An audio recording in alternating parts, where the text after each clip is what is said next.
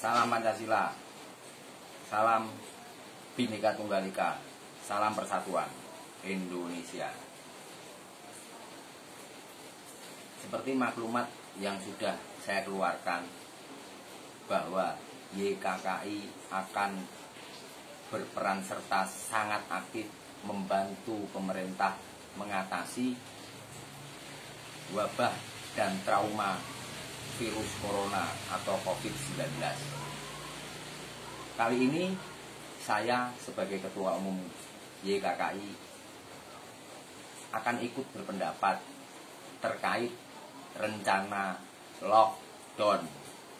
Ya, lockdown itu mengisolasi.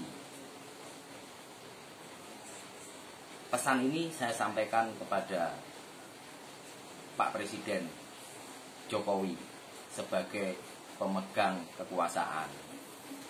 Ya, jangan lockdown, Pak Jokowi. Jangan lockdown.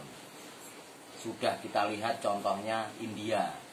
Ya, India begitu pengumuman lockdown langsung chaos, langsung rusuh. Padahal India itu karakter dan budayanya Hindu. Ya, Hindu itu sangat damai. Contohnya Bali. Ya, itu aja chaos. Apalagi Indonesia. Jadi gambarannya gini. Ketika diumumkan lockdown, apakah sudah dipikirkan karakter masyarakat Indonesia, SDM masyarakat Indonesia itu unik. Ya, unik.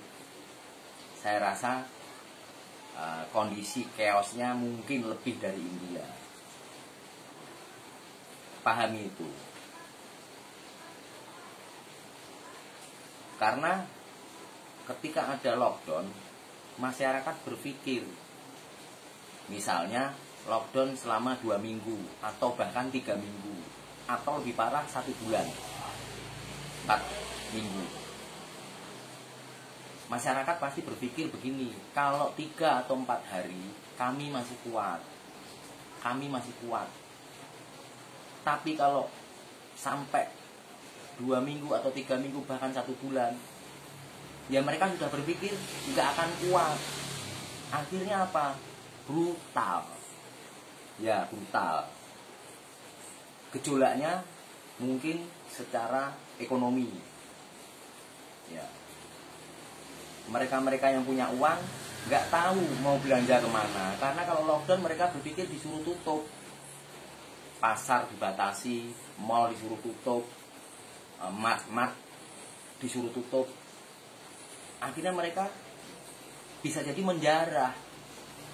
Ya, apalagi masyarakat yang maaf tidak mampu. Jadi mereka berpikir hanya apa? Mereka berpikir sederhana. Mereka menyiapkan bahan makanan untuk keluarganya selama masa lockdown. Misalnya 1 bulan. Hah? Apa nggak kalang kabut? Saya dengan anak saya 4, kebutuhan 1 hari beras sekian. 1 bulan ya saya harus cari itu. Ya kan? Nah, apa nggak dibayangkan tuh repotnya? Bagaimana mereka mencari? Orang karakter di kita itu memberi makan anak istri itu adalah jihad. Ya, entah dari mana, yang penting anak istrinya nggak mati. Ya bisa jadi menjarah. Ya, bahaya kan? Nah, terus ada lagi efek yang lain. Misalnya mereka eksodus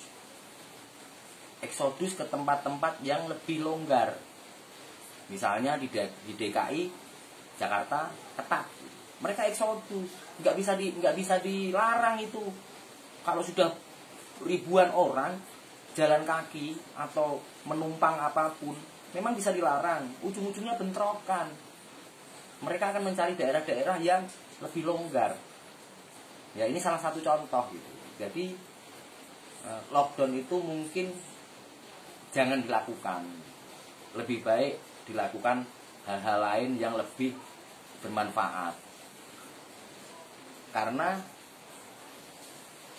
para ahli yang ada di bawah atau di belakang Pak Jokowi itu berpikir, dihitung, dianalisa berapa kemungkinan kerugian akibat kerusuhan dengan berapa kemungkinan kerugian jika ditempuh cara-cara lebih bijak, lebih manusiawi, misalnya dengan isolasi kecil, ya isolasi kecil tiap rumah, tiap RT, ya kan. Jadi dibikin jangan sampai satu daerah atau bahkan nasional itu nanti akan terbayangkan sunyi, ya sunyi, terisolasi, penuh ketakutan, mencekam. Kalau itu terjadi, bukan saya berdoa, tapi hasil hitungan saya, Indonesia rusuh. Apalagi jika ada penumpang gelap yang tidak suka kepada presiden. Ini kesempatan besar mereka untuk menjatuhkan presiden. Dan saya, Ketua Umum YKKI, menentang hal itu. Bagi kami, ketika ada presiden terpilih, biarkan bekerja sampai selesai masa waktunya. Terima kasih Pak Jokowi, semoga saran saya ini diperhatikan. Mari merdeka!